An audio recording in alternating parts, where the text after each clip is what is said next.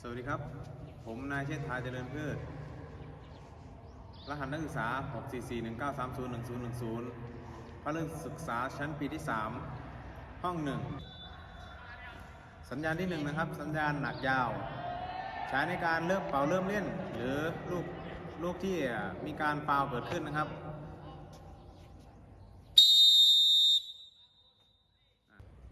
สัญญาณที่2นะครับสัญญาณหนักสั้นนะครับใช้สำหรับลูกบอลที่ลูกออกจากสนามนะครับสัญญาณที่3นะครับสัญญาณหนักสั้นๆใช้ในการหยุดเกมชั่วขณะหรือเรียกผู้เล่นเข้ามาพบนะครับสัญญาณต่อไปนะครับสัญญาณหนักยาวลากเสียงใช้เตือนสำหรับหมดเวลาการแข่งขันครึ่งแรกนะครับ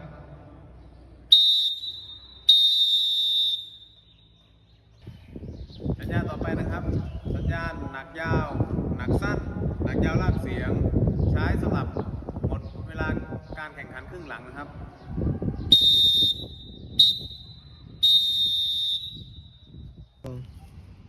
สำหรับสัญญาณต่อไปนะครับสัญญาณลูกออกข้างนะครับ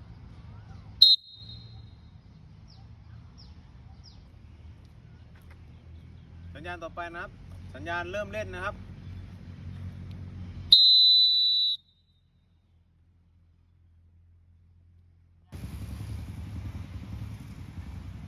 สัญญาณต่อไปนะครับสัญญาณเริ่มเล่นจากประตู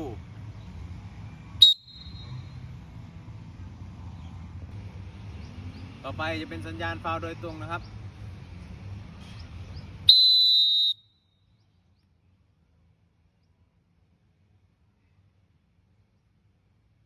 ต่อไปจะเป็นสัญญาณฟาวล์โดยอ้อมนะครับ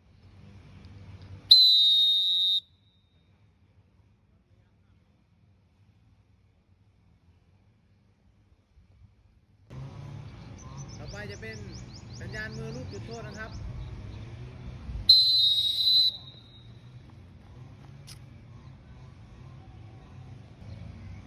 ต่อไปจะเป็นสัญญาณลูกเตะมุมนะครับ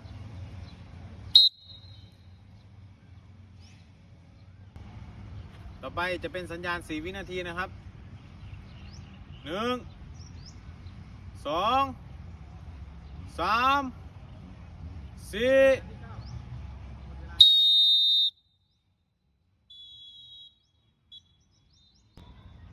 ต่อไปจะเป็นสัญญาณ5 เมตรนะครับ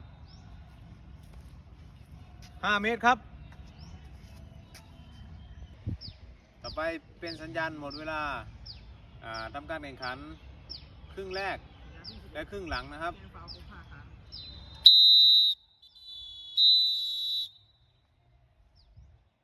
สัญญาณหมดเวลาการแข่งขันครึ่งเวลาหลังนะครับ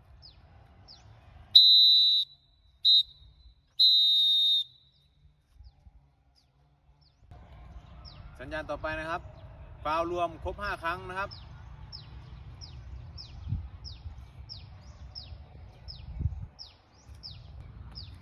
สัญญาณขอเวลานอกนะครับ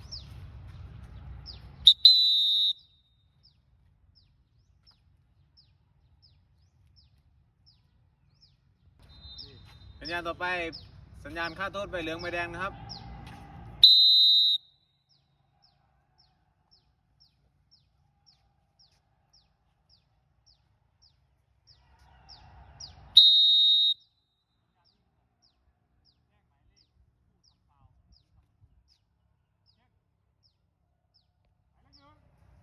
สัญญาณต่อไปสัญญาณเพิ่มฟาวล์รวมนะครับ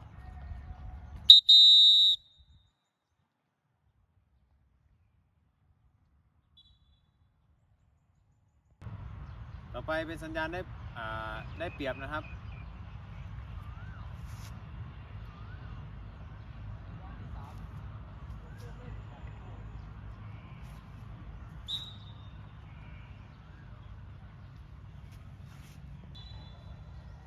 ต่อไปเป็นสัญญาณมือแจ้งทำฟาวล์หรือทำประตูนะครับเบอร์ 5ฟาวล์